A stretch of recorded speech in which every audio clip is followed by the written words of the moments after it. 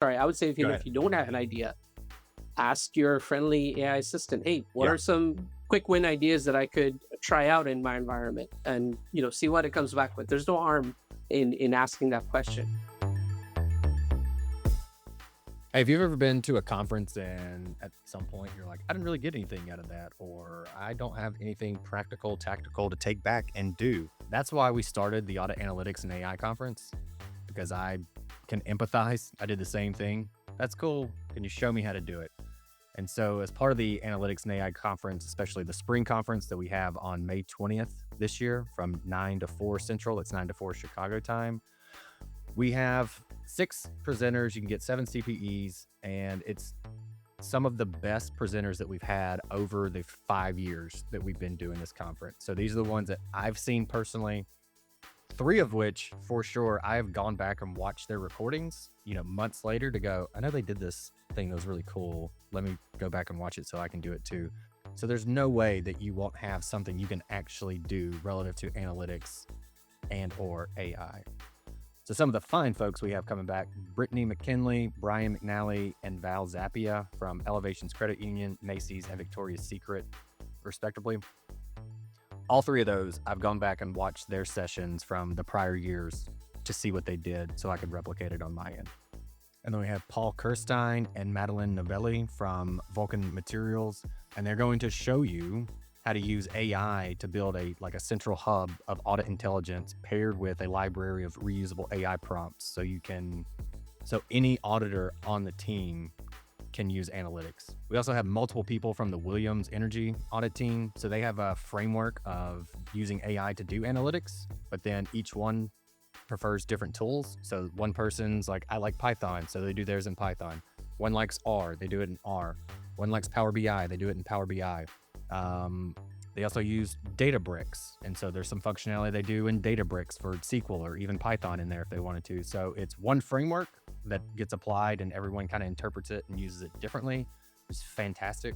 And then the last of our speaker slots, so we have 5. The last one we are having to keep a secret for now and hope to be able to tell you as soon as possible what that's going to be. But I think we can at least say it's going to be very innovative. All right, like I said, it is May 20th, 9 o'clock till 4 o'clock Central. You can search Audit Analytics Conference. It should be towards the top. If not the top, you can go to the auditanalyticsconference.com. Links are in the show notes. You can go to my page on LinkedIn, Trent Russell, find me. There's links there. If you follow me, it's pretty hard to miss some of the posts that we're going to be putting up for the conference this year. So this is probably the most excited I've been about this conference since the very first one that we did. All right, hope to see you guys there. Thank you. Hello, everybody. Welcome to another episode of the Audit Podcast. I'm your host, Trent Russell, and today on the show, we have Andrew Struthers-Kennedy. He's the global lead for CAE Solutions at Protiviti. And we also have Arpit Shah, who's the head of Audit, AI, Data, and Tech Solutions at DTCC. You've all probably heard us talk about Protiviti's Audit Innovator Award. So this is something they started doing 2 years ago. And basically, within your audit department, if you have a sweet project, a really cool project, something of value, you can submit it to Protiviti, and they go through everyone who made a submitment, and then they basically pick the winners through multiple categories. I'm not going to go into too much detail. That's kind of why Andrew is on this episode, is to talk about that program in a little bit more detail. Also talks about when it's going to open back up. So if you and your team have done something innovative, then keep an eye out for when the submissions open back up. The winners are recognized at GAM every year.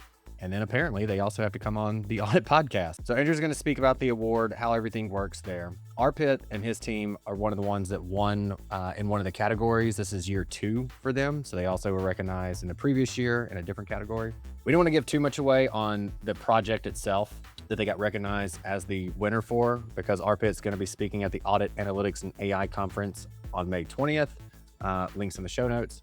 And go into more detail on that. He's going to be able to share a screen, talk about the project itself, kind of how they got there and developed it. So what we wanted to focus on more so with Arpit was, where does this innovative mindset come about? Is there a process that's followed? DTCC is a huge internal audit team. So how do you come up with these ideas and then get them implemented also, especially if you got to consider all the governance around some of these, working with people in the business and management to get access to data or whatever the case may be. By and large, the bigger the organization, the more difficult it is to make all this happen. So we wanted to get a little insight into their process of innovation. With that said, here we go. All right, Arpit. I used ChatGPT recently because I had a leak in my washing machine. I did not know how to fix it, or rather, I thought it'd be significantly easier just to take a picture of it and ask AI to tell me how to fix it, which it was, and so I didn't have to troubleshoot it. So that's how I've been using it a little bit as of the past 2 days in my personal life. Do you have any instances like that, or other use cases for your personal life where you use it? So I'll start out with my own washing machine story before this is pre AI a few years ago, because just to give a sense of who I am, the engineer in me wants to always tinker. And so before AI came out, well, this is way before ChatGPT, washing machine broke down, and I say, you know what, I'm going to fix this, right? And so long story short, spent 6 weeks trying to buy parts, replace the parts, and actually got a lifetime like cut on my hand. After which I was like, blood isn't worth it. We're just gonna get a replacement. So that was my pre-AI story, and I really wish ChatGPT or something was around. Although that wouldn't have probably saved me from myself. So where I use AI now, more recently, I'm trying to build more of a personal brand on LinkedIn, as well as really just kind of as a speaker and as a thought leader. And so more recently, I've actually used Claude. It's kind of my go-to AI of choice to build out a sort of a Claude LinkedIn, call it agent, conversational agent that helps me write LinkedIn posts in my tone, avoid some of those things that we see on LinkedIn that that make it sound like AI slop. Right? I think one of the terms was broetry, contrarian sort of terminologies, etc. I still always review all the posts, make sure that they resonate with me on a personal level, and for the most part I do heavily edit, but I do use Claude sometimes to really just come up with the thought and the idea, and sort of a skeleton of what I want to put on LinkedIn. So that's one. It does also help with with replies to LinkedIn posts that, let's say, mention me. So I'll usually just take a screenshot of that post and share it in Claude and say, hey, just craft a reply to this in my tone, and it does a fairly decent job at that. So Andrew, that's how I'm always getting quick LinkedIn responses to to what you post. But that's been my most recent one. I do use again Claude as well for a lot of ideation and sparring. So I'll talk to him and say, hey, I'm looking for some really good ideas in, and I mostly use it for the work setting. In this case, I'm looking for some great ideas on how to apply, let's say, graph rag in the audit world. And we'll drill into that a little bit more and say, okay, like, what's actually realistic and doable, and now show me a reference architecture for this, that I can actually take in my role and say, okay, let's digest this, let's talk with the team and say, does this actually make sense, and is this something we want to build out. My very very last one that I did, I want to say last week, was it's tax season, so I was like, hey, is my retirement on track, right? Not that I'm looking to retire anytime soon, but yeah, I'm just curious, right? And quick disclaimer, hire a financial planner. This is not a replacement for a financial planner, but I did go to Claude and say, listen, here's my 401k balance. Let's just take some very basic projections and very basic assumptions. Am I on track? Like, what's my, here's my age. What am I going to be at 67? And by the way, I also have, IRAs. So let's bake that in. And funnily enough, or really really cool output was, not only did Claude kind of tell me, all right, here's your kind of breakdown and your by age, right? Here's where you're going to be in terms of your balance, but it also said, all right, I can create and it went ahead and created a quick app for me that I could. It was a simple page that I could open a web browser, put in my numbers if they ever change, put in my assumptions, some of the like nuanced assumptions that you don't really get in like in a spreadsheet, or on some of these cookie cutter websites. It built that around my profile, which I loved about it, and so definitely looking forward to kind of using that more as my financial situation evolves. So that was Yeah. how I use it. Yeah, I like that one. Similarly, mine's more on the CPA side where I have to go like, is this okay? How do I classify this? What kind of transaction is this? And I definitely have not gone back to reconcile and see dollars saved and not asking my firm that, but it's up there. It's enough. If nothing else, it's an immediate answer and it's okay, now I know the answer. I can go put it as that and I can leave it alone. I don't have to like wait for somebody to email me back and go, this is how you should handle that. And then me go in and do it. And then go from there. So if nothing else, I just like the immediacy of here's the thing I need to do. I know the answer now. Let me go do it. Now I'm done with it and I can move it out of my brain to-do list that keeps me up all night. Anyway, okay.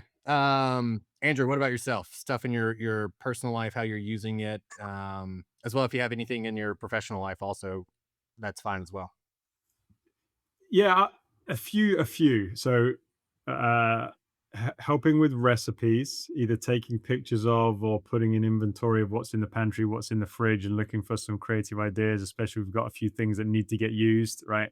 And I don't have those in the memory bank. Super helpful for that. Use that many times a week. And then a lot with our kids. We have a 13-year-old daughter, 11-year-old son. They get a huge kick out of AI created imagery, and I'll send those to our family text chain. Yeah. I coached our son's soccer team for a few seasons, and I used ChatGPT at the time to help me with like team raps, which like 9-year-old boys really loved. And I Rap, is it had like some context RAP? in Is there. RAP Yeah, like I hip was hop? Okay, I didn't know if that was a soccer term or not. Okay, no, like rapping. So got it. every other boy loved it. My son, not so much. Yeah, um, but the best thing was like we would be down like 2-1 at halftime, and as the boys were coming off the field, I could just get my phone out and say, I need like a pick me up rap for the end of the halftime talk. nice. Go, it's 2-1 down, and it would like come back and nail it every time with some of the context. Um, and then our kids are in school clubs and things, so I've used it to help design member badges for their clubs and logos and those kinds of things. And I mean, they get a real kick out of that. And those are the kinds of like personal stuff I use it for. And it does just a better job than I could even like contemplate doing with all of that stuff. Yeah, we've talked to other folks about outsourcing to a degree, parenting to it to some degree, like so I coached our kids flag football team and the rules say every kid has to play about the same amount of time. Like you can't just sit a kid on the bench for, 90% of the time. And so and it's kind of been interesting because I've done it 2 years in a row now to see how the models change. Like the first time it took forever to get it to do it right. But it was like, here's every kid on our team. We had 3 fast kids. The key to flag football at that age is give the ball to the fastest kids on the team. And so it was, I want at least 2 of these kids on the field at all times, but every other kid has to get the same amount, the same amount of the equal amount of playing time. Tell me when to sub them and all that kind of good stuff. And that way, if any parent ever came up and said, my kid's not playing enough, I would just be like, it's right here. I mean, I got it all. And I literally would stand there and go, all right, you two go get those two. All right. And then 4 minutes later, you two go get those two. Made it super, super easy. Like the logistics of trying to keep up with that in my head while calling a game and figuring out plays and stuff and strategy along the way was really helpful. So I really like the kids sports use examples. If anybody else has some of those, we're in baseball season right now, so we'll take some of those. But okay. With that said, so reason why we wanted to have the two of you on is because Arpit and team for the second year in a row have been recognized by Productivity in this Audit Innovator Award. So they've won 2 years in a row now, and so we wanted to have you both on. One, I want Andrew to speak to how the award works for those that are interested and want to apply next year, how they can go about doing that, selection process, all that kind of good stuff. Where even maybe the idea for this came from, and then we'll kind of transition into Arpit and get a little peek behind the curtain in terms of how did you and team come up with this idea that ultimately won you the award. So, Andrew, if you could just kind of give the audience, for those that aren't aware, how a brief history of the award itself, the process to sign up, maybe some degree of the evaluation process and what it really takes. Because I think, if nothing else, I think people see those that are in the know, they go, oh, these are the people that want it. That's cool. But then I know just in talking to you, the amount of work that it takes to get to those winners is a lot. So anyway, with all that said, Andrew, I'll throw it to you.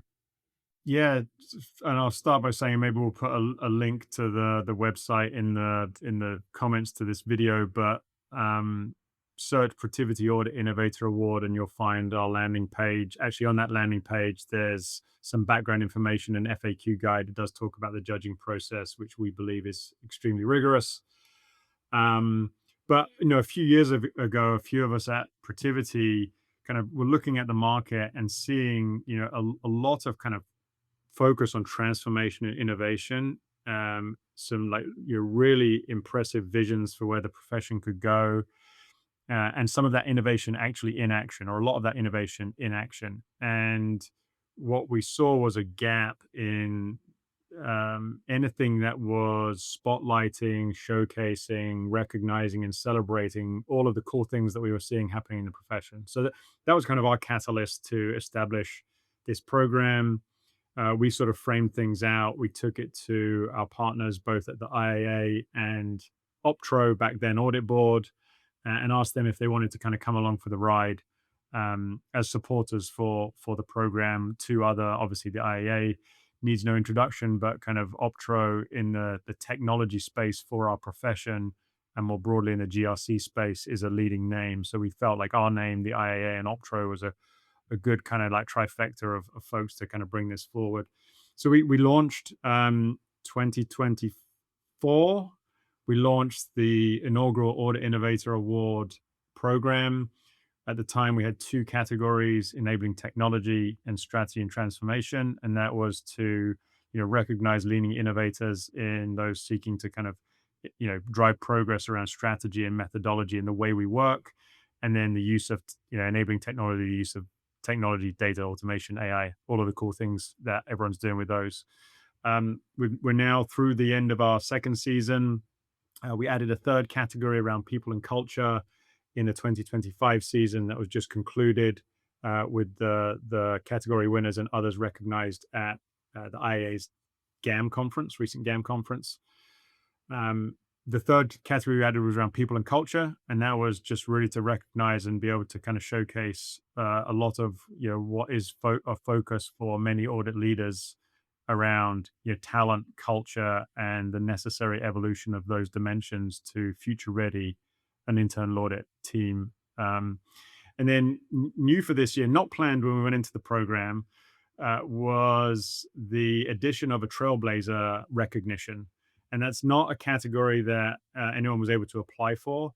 It was an evaluation of applicants who'd been with us last year, been with us this year, had demonstrated multi kind of category activity, traction, and the driving of outcomes. So multi-year effort, broad-based, and what we viewed as kind of clear leadership and innovation orientation and mindset. And this year we recognized both DTCC and Microsoft in the Trailblazer category. So that's kind of the lay of the land. But really the program is there to help spotlight, encourage, inspire, recognize, celebrate leading innovators in our profession, and just kind of demonstrate to the whole profession that there's tons of cool stuff happening. I think sometimes we give ourselves a hard time that we're maybe not the most innovative. My observation is that it couldn't be further from the truth. And there's as much, if not more, cool stuff happening within internal audit teams as there is in any other functional area within organizations. So that's what we really wanted to develop, this platform and this program to help showcase, recognize, and celebrate. And we're just like, super thrilled to have had two very strong years of applications. And we just hope it continues to grow year on year. I kind of have a biased population or data set because I'm mostly just work with internal audit teams. But I know a lot of teams who have said finance, accounting, they're coming to us and going like, "Hey, how can we do what you guys are doing?" Or I love this one team we're working with, and it's kind of like, "What's the vision for AI relative to you and internal audit?" And they said, "We want to be like the leaders in the organization, so that other teams come to us, and so we are the ones that are like pushing this, the adoption of it and use cases and things like that," which I thought was really really cool. Okay, so I know Andrew and being involved in like just even my conference and things like that, as soon as it's over, basically planning for the next one begins. And so I know we just had the announcement at GAM just a few weeks ago, but for those that are interested, is there a timeline open for or an idea of when people can like submissions are going to be back open for 2026 to apply, like roughly or any specific dates, anything like that for those that are keeping an eye open? Yeah, probably over the middle part of the summer, probably shortly to follow the IA International Conference towards the end of June. So August timeframe, and you can go onto our website, register interest. You'll get updates and notifications, and we'll make kind of announcements through the various channels when the 2026 season is open for applications. But over the course of the next couple of months, right now we're kind of planning around additional categories, geographic expansion, those types of things, right? How to continue to scale and grow the program. So, more to come on all of that. But over the next couple of months, we'll be open for applications for this season. Perfect. And I'm for those that aren't subscribed to Protivity's like newsletters, they put out a lot of really good stuff. I know newsletters can just be a lot of them. I mean, I feel bad for the people on the receiving end of ours and just like I feel like we send a lot of these. Let's maybe just take a break. But you guys put out a lot of good stuff, a lot of good white papers, reports, surveys, things of that nature. So I'm sure the announcements will be in there. So all that to say, if you're listening and you're not on that newsletter list, sign up for it. So you can stay up to date on what's going on relative to the award, as well as all the other good stuff that you guys at Protivity put out. So um, appreciate it, Andrew. Arpit, I'm curious. This is like year two for you guys, and so there's got to be a mindset. There's a secret to the sauce that's happening here, and so I do want you to hit on briefly the project itself and what it actually consists of. But I know we're going to talk about that at the Audit Analytics and AI conference. So you're going to speak at that and go into more detail there. So I don't want to give away too much during this, but if you could just like, what is the process? I know various teams do things like hackathons where it's like, hey, let's all get in a room, let's come up with some stuff, let's POC it and see what comes out. Some teams have this pure autonomy and like, hey, everybody gets a handful of hours a week. And if you come up with something, just go mock it up, see what, see how it works. Other teams will go, hey, fill in this, form and it'll go into our backlog and then our governance team or whoever will sit around, we'll discuss it and come up with like, oh, we think this one and this one are worth investing time and resources into. So anyway, with all that said, what's the process like for you guys? Because it's clearly working. So the answer is a little bit of all of the above. But I will say number one, right? We DTC scene, we are proud to have won the award 2 years in a row. And so the number one probably secret sauce to the formula is really a little bit, I would say, the autonomy, but more of the top-down mindset and push.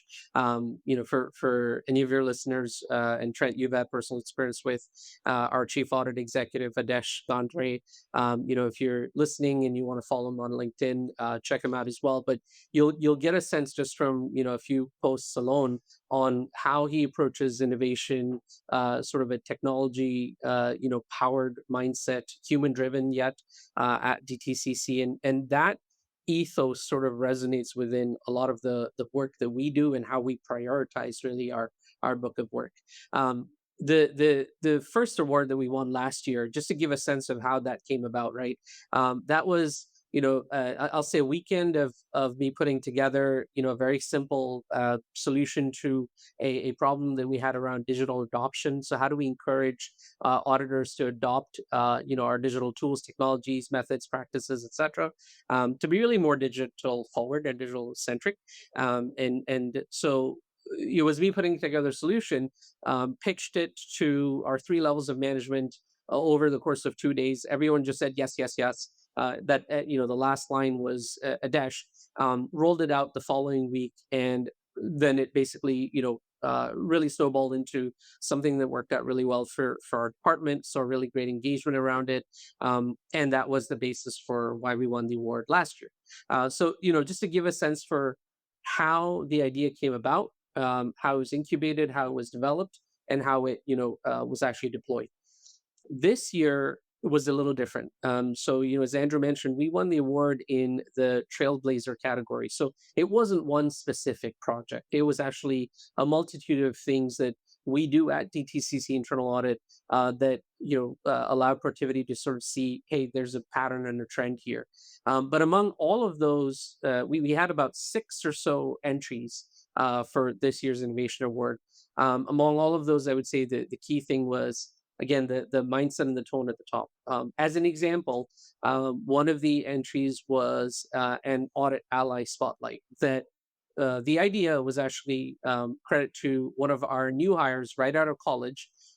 She said, "Hey, we spent a lot of time writing reports and highlighting what our auditees didn't do right. What if we actually created a sort of social media spotlight on what our auditees did well during the audit, and the relationship that we kind of formed, et cetera, and how our experience was working with each other." Um, Literally pitched this idea to Adesh. Adesh said, "Great, love it, let's move." Within a few weeks, she had a mock-up of what it would look like. So it's you've got the top of the department talking to somebody who's very junior on the totem pole, but direct access to management and senior leadership, right? So you're cutting through a lot of layers of uh, you know naysayers, or even, okay, let's refine that a little further. Take the raw idea, senior leadership, here are the raw ideas. Let the people try them out. Maybe they fail, and that's okay. So one is that tone at the top and kind of senior leadership kind of getting access to these ideas. And then intertwined with that is, Trent, something you mentioned is this culture of experimentation, right? So this idea of the audit ally spotlight. If it worked, great. If it didn't work, okay, that's all right too. Maybe we tried a couple and it didn't really pan out, but we experimented, and and now we know that, okay, this didn't work out. We'll learn something different for the next time we try something. So I do want to say experimentation is also a big part of our culture. I'll do a real quick plug here for DTCC. Actually, we host our own annual AI hackathon that is open to the industry. And in fact, earlier this year, we had a dedicated track to internal audit. So if you are an internal audit or audit in general in the industry, and you're saying, hey, I'd love to experiment with AI tools. I don't have them at my workplace, and I don't have the financial capabilities to shell out money for Claude Code or whatever it is. Um, Look out for our DTCC AI hackathon. It's an annual event. We're going to run another one next year. We actually give access to all participants to the latest and greatest tech stack around AI, and it's free to participate. You can go in, you can create whatever you want, low no code tools as well, so you don't have to be a developer. And it's an excellent way of seeing, if nothing, what your peers in audit are working on. We had some amazing solutions that people put together. We had about 20 teams participate across many companies. But this was it, right? This was a culture of experimentation. In fact, one of the solutions that we developed in DTC, through the DTCC team, we're now going to take that back and build in-house with our IT partners. So this was experimentation now converting into production application or deployment using real data, company data. And so we're excited to see what comes out of that. So those are two things: mindset in terms of senior leadership, and experimentation, and kind of coupling them together. Perfect. I appreciate that because the mindset thing, I always have to follow up on that is because some people, however you develop a mindset, for me, it's mostly through reading books. Like I have a topic, let's just say, the more books I read on that, the more I start to develop a mindset around that, which is kind of difficult with AI because by the time the book is published, you're like, well, that doesn't work anymore. It's like it's already too old. I mean, there's literally like the leading AI agent book, and I read it, and it was something about like, if you do this in AI, it won't work. And I went, I don't think that's true anymore. And I went and did it, and it did work. And I went, yep, that's already old. Anyway, so I always try to get like from the mindset side, like, okay, you had that mindset, that's great, but how can people tactically, practically, what's a process to be implemented? And so even just going, hey, everybody, you get an hour, 2 hours, whatever, or just even if you don't want to put a box on it, go, if you have an idea, go run with it. Like stuff doesn't even take that long to mock up anymore. So just like go do it. And if it works, great. And if we see value, we'll keep running with it. The one I would say follow up even I if had you for don't you have though, an idea, sorry, I would say go if ahead. you don't have an idea, ask your friendly AI assistant, hey, what Yeah, are some quick win ideas that I could try out in my environment, and see what it comes back with. There's no harm in asking that question. All you get is some text absolutely. to read. Yeah. The one Go follow ahead. up I had for you because people are listening might go, okay, that's cool that the junior new person basically had the ear of the CAE. but my team is X big and I can't do that, whatever. Can you add some context? I know Adesh did when he was on when we did his episode also, but context in terms of size of the team. And really, I know the answer, but I want people to know that, like, hey, leaders, you need to be able to take feedback or take these ideas from the brand new college grad or the 30-year vet. Like, it doesn't matter where you sit in the hierarchy, but so just context for people listening. What does the shape of the team look like? So we have anywhere from 95-ish to 100 people in internal audit at DTCC. The company itself is about 6 to 8,000 individuals, and we within our audit department, somewhere about 65 to 70 are dedicated to audit execution, and the remaining form up sort of our leadership team, our support teams like professional practices, data analytics, etc. And we do have a dedicated team to data analytics, so we have about 7 people in that group as well. And so those are the folks that are, cranking us sort of the analytics and automation solutions. But also in general, again, along the mindset, we approach data analytics as sort of a federated model. So we also have a training digital literacy training program that we've rolled out to all our auditors to say, all right, you have to be at a minimum this much, sort of literate, if you will, in digital and data, as part of the TCC audit. So that's kind of how we approach, and our size. Okay. And I think I forget the number, but it's something like the overwhelming majority of internal audit departments on average, there's less than 7. And Yeah, so you going, hey, we have basically, let's just call it 100. yeah, The point I'm trying to make is for 99% of internal audit leaders, if you're saying, well, I have too many other things going on, I don't think you have much of an excuse. Like, clearly you can see the benefits of this and that mindset. So, okay. yeah. I would say with smaller teams, it's even easier, if Yeah, of not, course. to have access at all levels, right? And I think that's the beauty of it. I came from an organization that was 300 auditors, Mhm. and that was really hard to get, leadership access, right? But here it's a different story. Yep. So And you yeah, can definitely agree. clearly see the benefits of that. So, uh, hats off to a dash there. Okay. We're gonna start to wrap up the show. Andrew, I'm gonna throw it to you first. I'm gonna give you the microphone. Stage is yours. What do you want to leave the audience with? Well, I think lean in to the moment that we're in. It really is like an exciting and dynamic time to be doing what we're doing. So I would say have a thirst for learning and really lean into everything that's happening right now in our profession and in all of the adjacent areas. There's so many opportunities to do cool things and to make a difference and to really kind of help shape the future. I'm gonna like fumble on this quote, but I heard it something along this recently. Is like the best way to predict the future is to create it, something like that.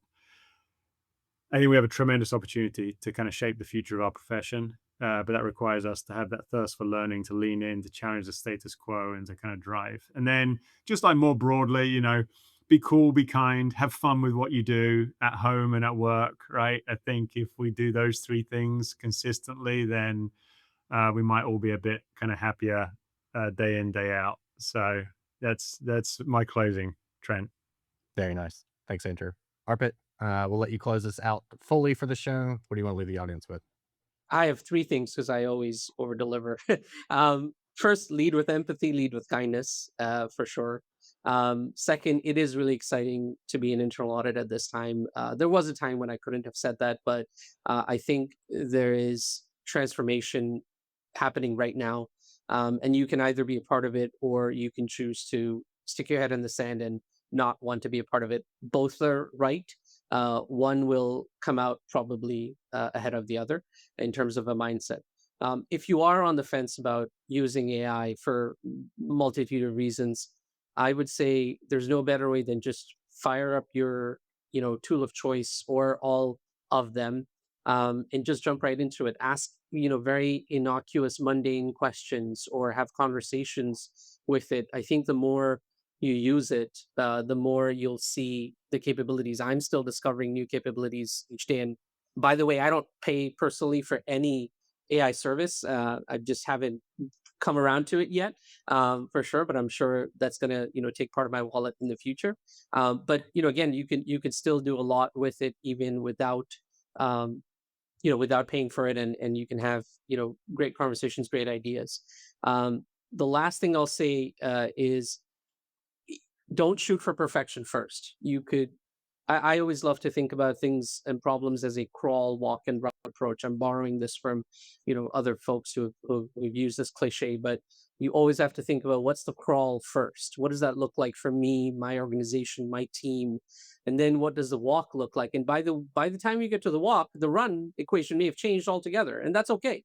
But the realization here is that you're never going to hit that perfect solution on day one. You're going to start with something imperfect, and that's totally fine. And as leadership, you have to be open to an imperfect solution to start, and then that you're only going to iterate and build on that. So that iteration from a crawl to a walk to a run is really, I think, the key to help organizations and teams of any size really succeed. So that's what I'd love to leave the audience with. Hey everyone, thank you very much for listening to this episode of the Audit Podcast. Whatever platform you're listening on right now, I'm sure there's a subscribe button somewhere, so please hit the subscribe button there. If you're listening through iTunes or Spotify, feel free to go give us that 5-star rating. It only took me about 16 seconds to give myself a 5-star review, and it really helps to get future guests to come on the show, so we'd really appreciate that. Lastly, be sure to check out the show notes and follow us on all our social media channels on Instagram, on LinkedIn, and on TikTok. Also, if interested, please sign up for our weekly newsletter from the Audit Podcast. Thank you all. Have a great one.